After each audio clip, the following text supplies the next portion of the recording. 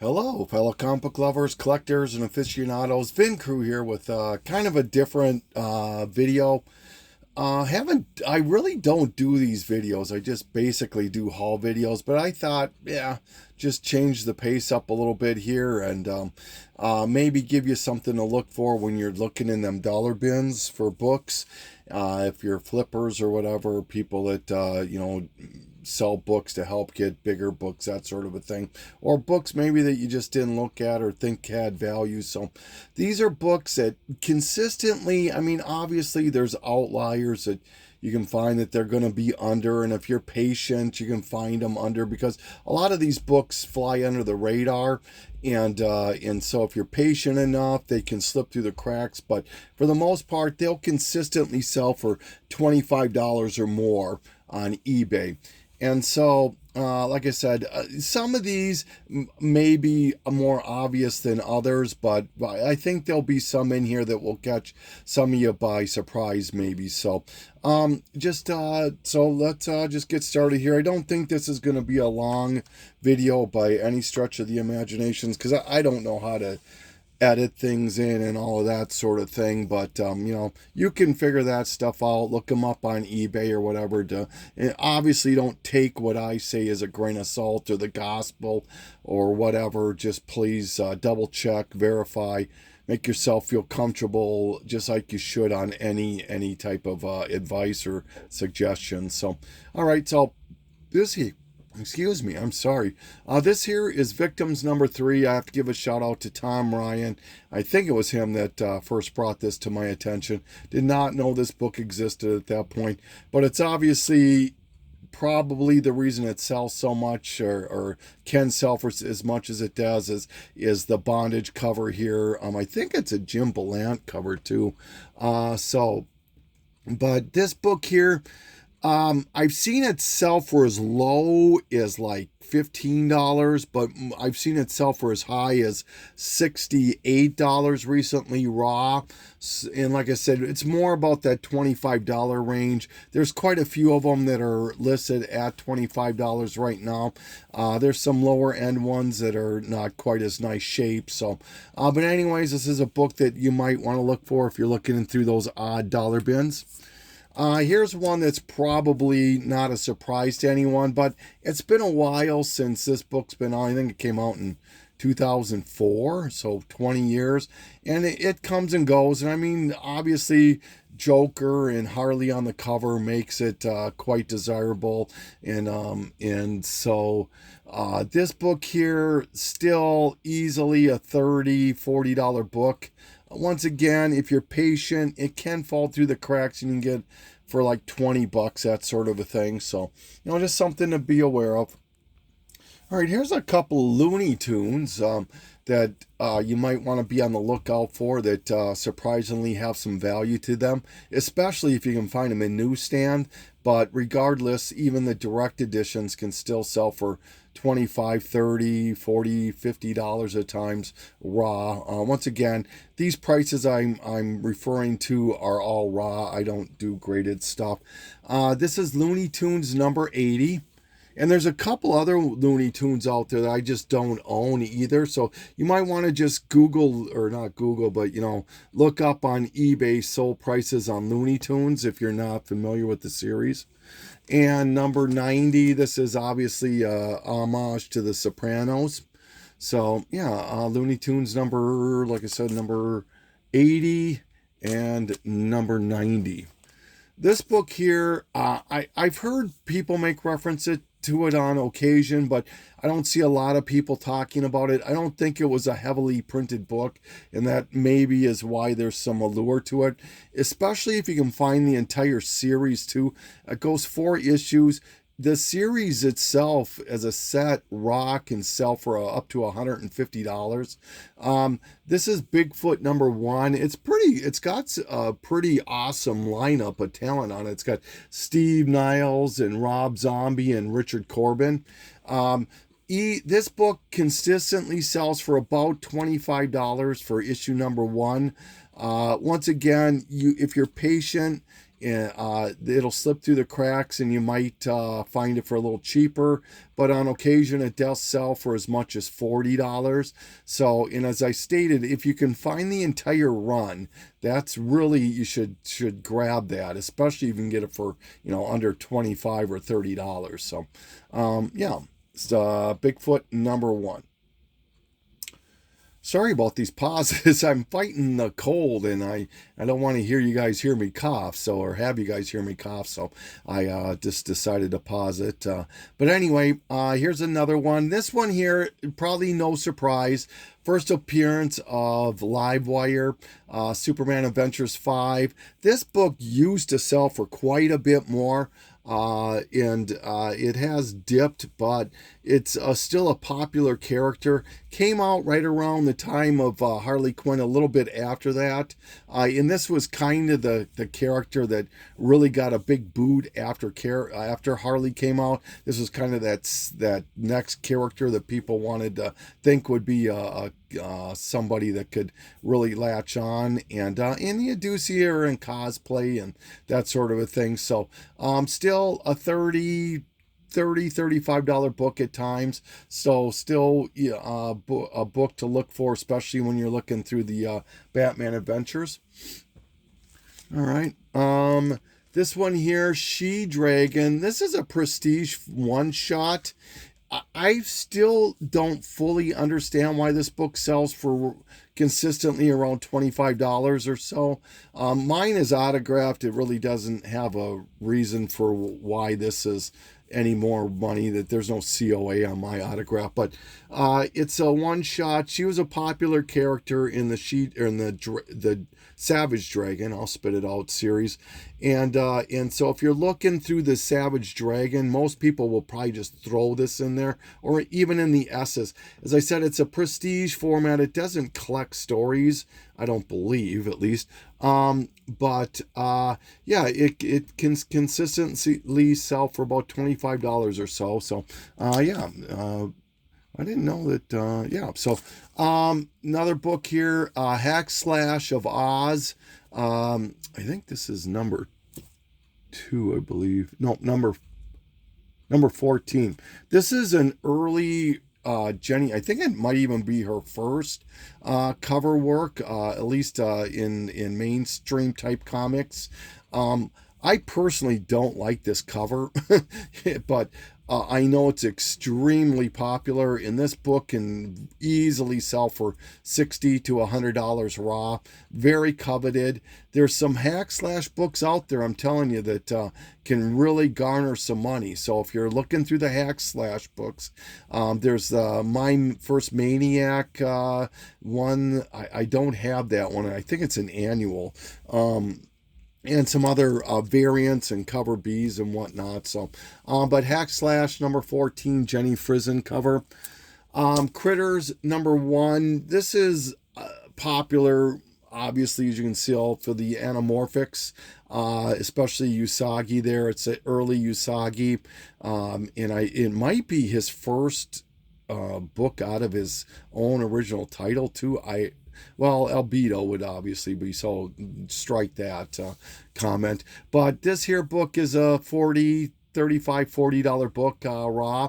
Critters number 1, Fantagraphics. This book here, when I found this at Free Comic Book Day last year, I was extremely surprised at what this particular issue sells for.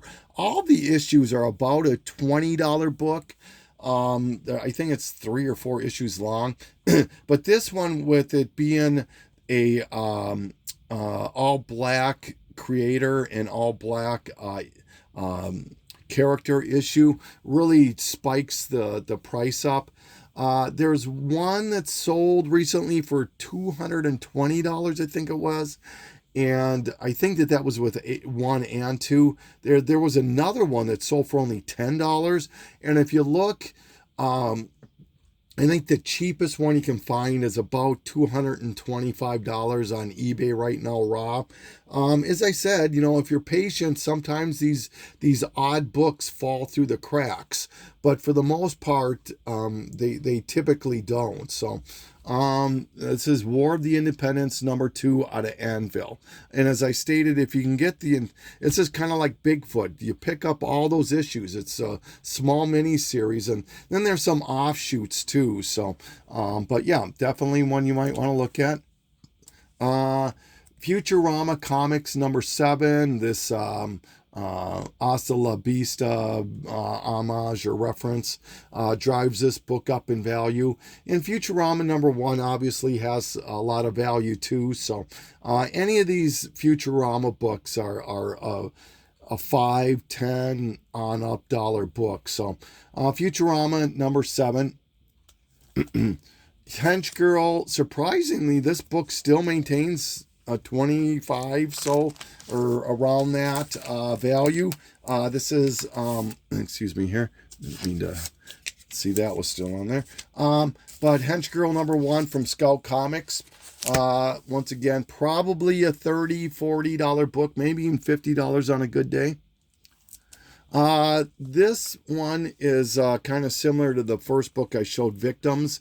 This is a double entendre bondage cover that makes it coveted. This is Roger Rabbit #12. I think this might be the last issue. Don't quote me on that. I think it might have won 13 issues, maybe. But it's at least to the later end of the run. And this book here is a $25-$30 book on a fairly consistent basis.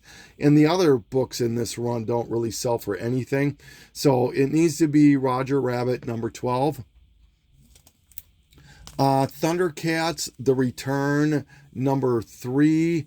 There's an A cover and a B cover. And I tried not to do true variants. B covers I was a little okay with, especially some like this, and then there's another couple books that were B covers, at least as far as I'm concerned. They're not really a ratio or anything like that. They were just an alternate cover. This is a coveted bondage cover of Chitara. Thundercats, The Return #3, about a $25 book on a fairly consistent basis. This book here you should be able to find in the dollar bin if you're fairly patient. Ant #11. A lot of these Ant books can have some value, especially the Gilliam, or the Gilly, Gully, I can't pronounce his last name for some reason. Mario Gully. And especially some of the B covers, and there's an RRP that I just saw make a top 10 list on one of the top 10 sites recently. So, but Ant #11, this book can sell for $30-$40 on a consistent basis. So Ant #11, I think it's the last issue again in the run. Gay Comics 24. This is Max. I hope you can see that right there. It's Sam Keith cover, and it's definitely, this is a book that is not easy to find. It doesn't come up very often on eBay, and when it does, it's about a $30-$40 book. So once again, if you're patient, you can find it a little cheaper than that, but usually about a $25-$30 book. Gay number 24, I believe it is. Yep, Gay Comics 24 with the Max. This book here, got to give a shout out to AB Comics, who brought this to my attention on one of his most recent sales. This is Dark Horse Comics 137. This book raw has sold for as much as $125 recently, maybe even a little bit more. It's an extremely coveted book. I don't know what makes it coveted. Maybe it's the Predator Nazi cover. It's just really a gorgeous, gorgeous cover. I'm not even sure who does the artwork on it, but I'm kind of trying to look at the same time. But like I said, this is maybe about a $125 book. So it's Dark Horse Presents 137 towards the end of the run. There's also another one that I should have pulled that one too. It's a Goon book. I want to say it's like 145 out of Dark Horse Presents. Very coveted too. The Goon book. If just look, on eBay, or yeah, eBay sold, just type in Dark Horse Presents Goon, and it should come up. I'm fairly, I know Longshanks knows the issue number. Maybe he can put it on if he watches this. But it's a Goon Dark Horse Presents comic that sells for quite a bit of money too. But this book here, thanks AB for bringing it to my attention. This book here, maybe some of you would know about this one too, or a lot of you, I should say. This is Cable Deadpool number 50, last issue. It's the Deadpool Venomized issue. This is about a $50 book right now, raw. You're probably not going to find this in the dollar bin, but you could probably find this for about $20. And if you do, I would snatch you for that. And you could probably get 40, 50 bucks out of the thing. So, Cable Deadpool number 50. Real Ghostbusters number 1, first appearance of Ghostbusters in comics. About a $25, $30 book. Once again, please don't jump on me. If you're patient on these books, you can find them cheaper at times. But for the most part, it's about a $25 book. The Real Ghostbusters number 1 from Now Comics. This is another one that I would call more of a B cover than I would call anything else. I mean, these books did not have I don't even know if this is actually, this may be the main cover too. Boy, I might be wrong on that. But regardless, this is Total Eclipse number 1. There's another volume. Don't get it mixed up. This is a Todd McFarlane cover and it has Spawn on it. Total Eclipse number 1. About $100 book right now, raw. It's limited to 3,000 copies, and like I said, it's a early non-Spawn issue book. So, cover. Another one. This is definitely one I would call more of a B cover than a true variant. This is Uncanny X-Men 342.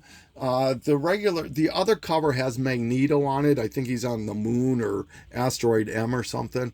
But this is the Rogue cover. And this book is incredibly hard to find.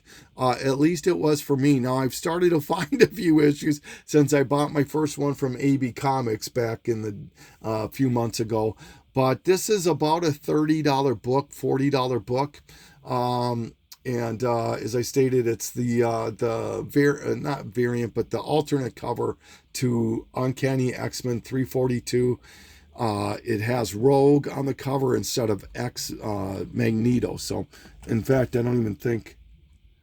Yeah, it's not even on the UPC. It doesn't even have the second for a variant. So, Sales to Astonish number 1.